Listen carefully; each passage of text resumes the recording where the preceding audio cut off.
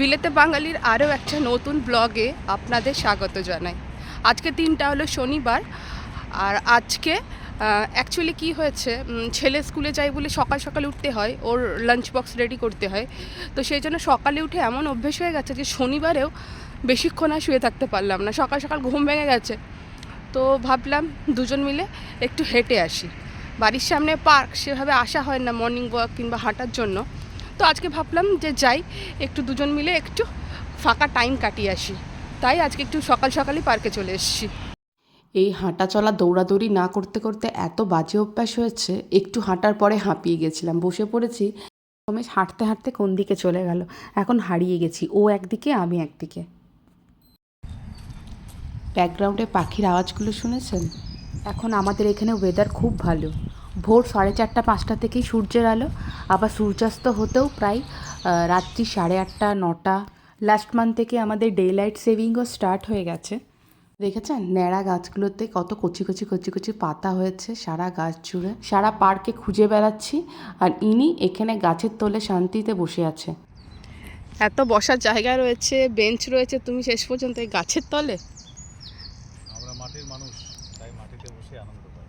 মাটির মানুষ করে? আমি তো মাটি দেখছি না কিছু শরীরে। হ্যাঁ, নিচে মাটি। পঞ্চতত্ত্ব দিয়ে আমাদের শরীর তৈরি। পঞ্চতত্ত্ব? কি কি পঞ্চতত্ত্বটা কি একটু শুনি। জল, বায়ু, আকাশ, তিনটে, আর মাটি আর আর আলো। আলো? সত্যি কই তিনটে? না, অগ্নি, আলো না। আলোর জায়গায় না, ভুলভাল বলে যাচ্ছে, যা আসছে তাই বলে যাচ্ছে মুখে। ভালো লাগছে বলো?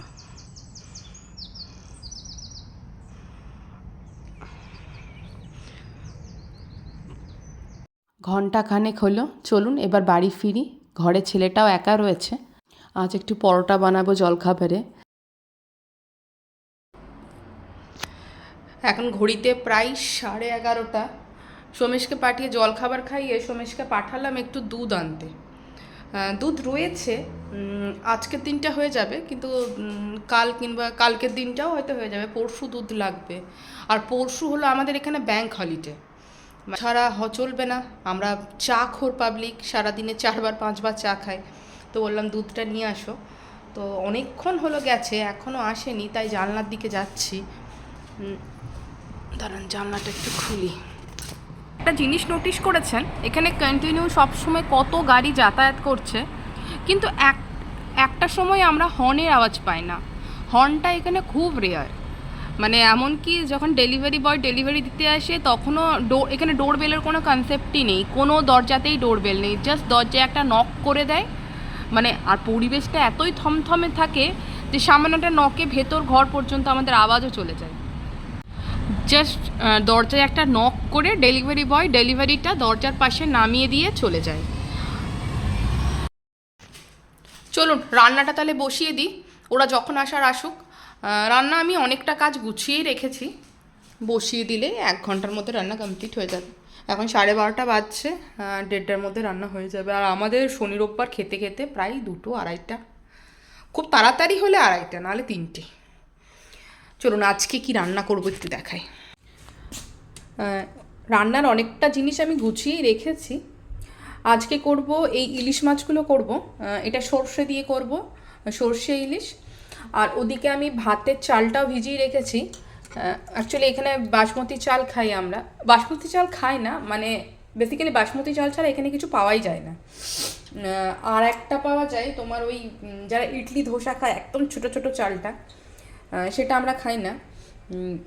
মানে আমরা কলকাতায় যে চালগুলো খাই মিনিকাট চাল বা কিছু, সেগুলো আবার এখানে পাওয়া যায় না। আর একটু ঢ্যাঁড়স ভাজা করব, আর আর একটা তরকারি করব, কিন্তু কি তরকারি করব বুঝতে পারছি না। সোমেশ আসুক জিজ্ঞাসা করে করব। আর ছেলে যেহেতু মাছ পছন্দ করে না, ছেলের জন্য কাল রাত্রে একটু এই তন্দুরি বানিয়েছিলাম। 4 পিস রয়ে গেছে, এখন 2 পিস খাবে, আর 2 পিস রাত্রিবেলা। এই চারটে লেগ পিস রয়েছে ছেলের জন্য।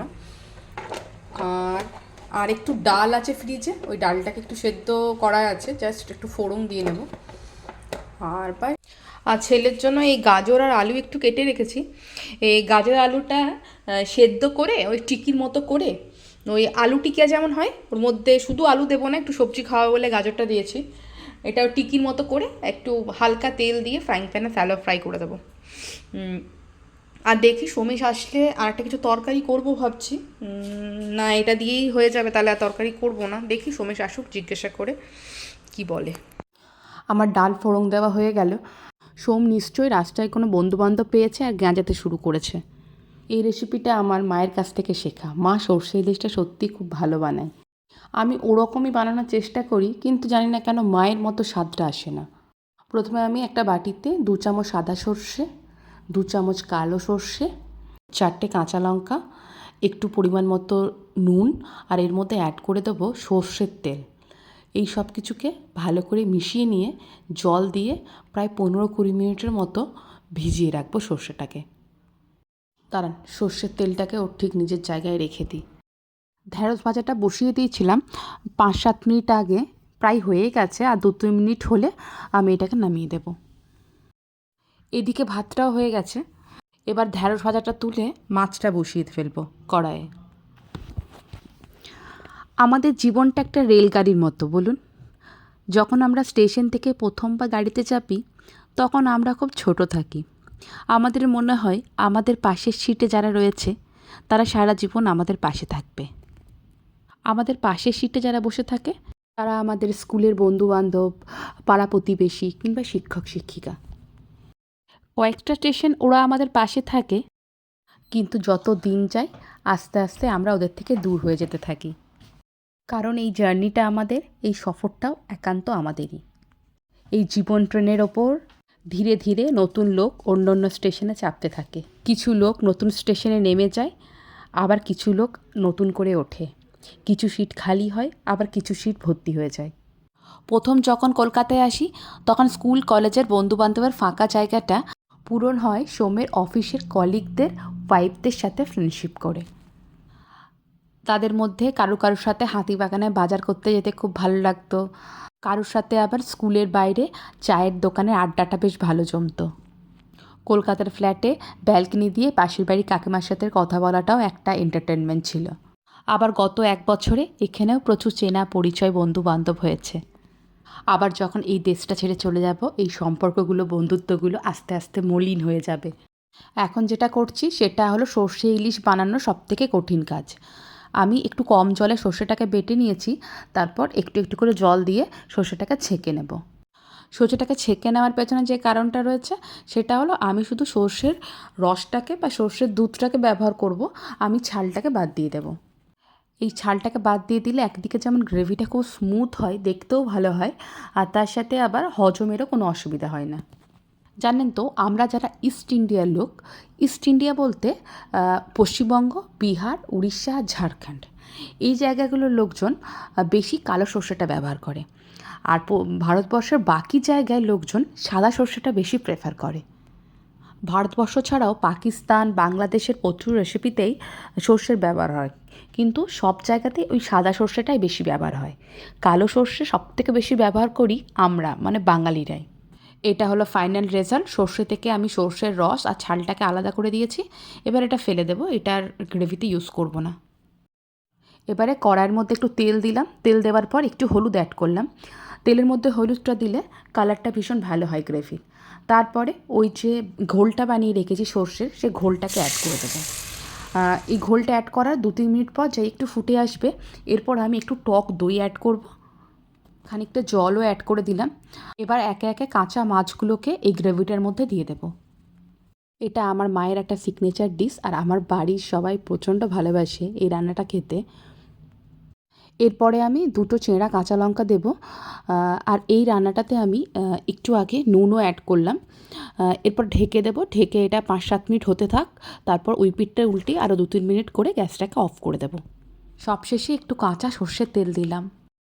বিকেল এখন 6:30, 1 কাপ চা নিয়ে বসেছি। একটা কাজ অনেক দিন ধরে পেন্ডিং হয়ে আছে, ভাবছি চা খেতে খেতে সেরে ফেলি। বেশ অনেক দিন হলো গাছটাতে ছোট ছোট ফুলের কুঁড়ি এসছে, কিন্তু এই কুঁড়িগুলো প্রায় 2 সপ্তাহ ধরে এরকমই আছে, একটুও বাড়ছে না। এই গাছটা যখন সুপার মার্কেট থেকে নিয়ে এসেছিলাম তখন লেখা ছিল যে গাছটার লাইফ স্প্যান 21 ডেজ। তো আমি ভেবেছিলাম গাছটা হয়তো 21 দিন পর মারা যাবে, কিন্তু ওদের বলার উদ্দেশ্য ছিল যে গাছে যে ফুলগুলো ধরে রয়েছে সেটা 21 দিন অ্যাজ ইট ইজ থাকবে। শুকনো ফুলগুলো গাছে রয়েছে, তাই হয়তো ওরা বড় হওয়ার সুযোগ পাচ্ছে না। দেখি এগুলোকে কাঁচি দিয়ে কেটে দিই শুকনো ফুল পাতাগুলোকে, তারপর কুড়িগুলো বাড়ে কি না। চলুন তাহলে আজকের ভিডিওটা এখানেই শেষ করি। যদি ভিডিওটা ভালো লাগে একটা লাইক করে চ্যানেলটাকে সাবস্ক্রাইব করে দেবেন। আর যদি ফেসবুক থেকে দেখে থাকেন পেজটাকে ফলো করে নেবেন। খুব শীঘ্রই দেখা হচ্ছে আর একটা নতুন ব্লগে। Thank you.